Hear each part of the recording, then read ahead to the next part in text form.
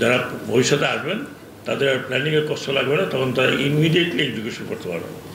এমনও আছে যে অত বড় বড় যে কন্ট্রাক্টগুলো আছে সেই কন্ট্রাক্টগুলো মোটামুটি সাইন হয়ে যাবে। এটার মধ্যে যেমন আছে মিরগঞ্জ ব্রিজ, আশা করি আমাকে যে আশ্বাস দেওয়া হয়েছে সেটা ডিসেম্বরের মধ্যে আমরা ওখানে কন্ট্রাক্ট সাইন করতে পারবো এবং ডিসেম্বরের মধ্যে আমরা ওখানে মোটামুটি একটা ভিত্তিপ্রস্তর দিতে পারবো।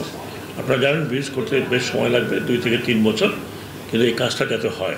একই সাথে যেটা 6 লেনের বিষয়, 6 লেনের মোটামুটি অধিগ্রহণ করা আছে কিছু জমি, আরও কিছু জমি অধিগ্রহণ করতে হবে। গতবার আমি বলেছিলাম যে আপাতত এটা পটুয়াখালী পর্যন্ত হবে।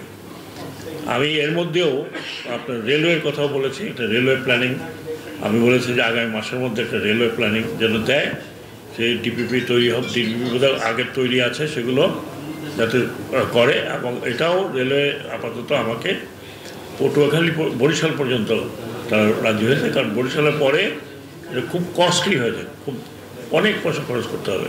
কারণ আপনারা জানেন মাঝখানে অনেকগুলো নদী আছে ব্রিজ তৈরি করতে, কিন্তু এটা করতে যদি আমি পুরোটা করতে বলি তাহলে এটা করতে গিয়ে এই প্ল্যানিংয়ে শেষ হবে আপনার 2 থেকে 3-4 বছর। তো ওটা আমাকে বলেছে আমি থাকতে থাকতে ইনশাল্লাহ এই প্ল্যানিংটা যেন করে ফেলে, এটা প্ল্যানটা পাস করে ফেলে। এখন যে বিষয়গুলো আপনাদেরকে বলছি ছোট হলেও খুব মাহাত্ম্যপূর্ণ।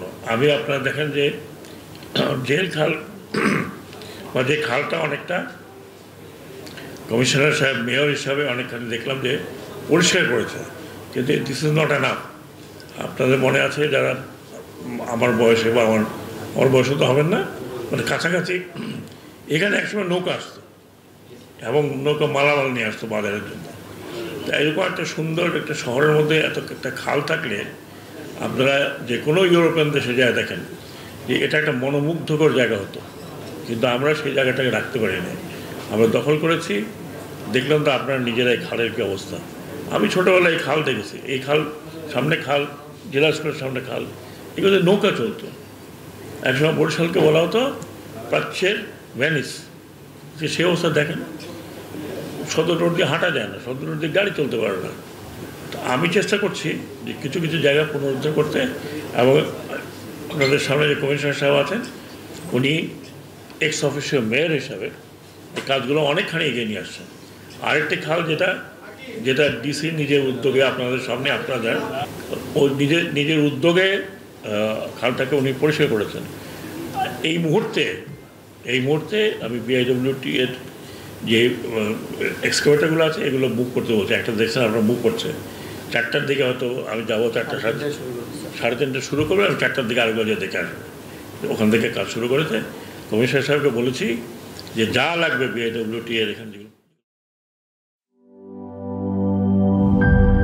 ন্যাচারাল ব্যাকটেরিয়ালাইসিসের সুরক্ষায় ফ্রেশ ও অ্যাক্টিভ সব সময়। এখন ধুলাবালি জীবাণু ঘাম ক্লিন বোল্ড রিমার্ক।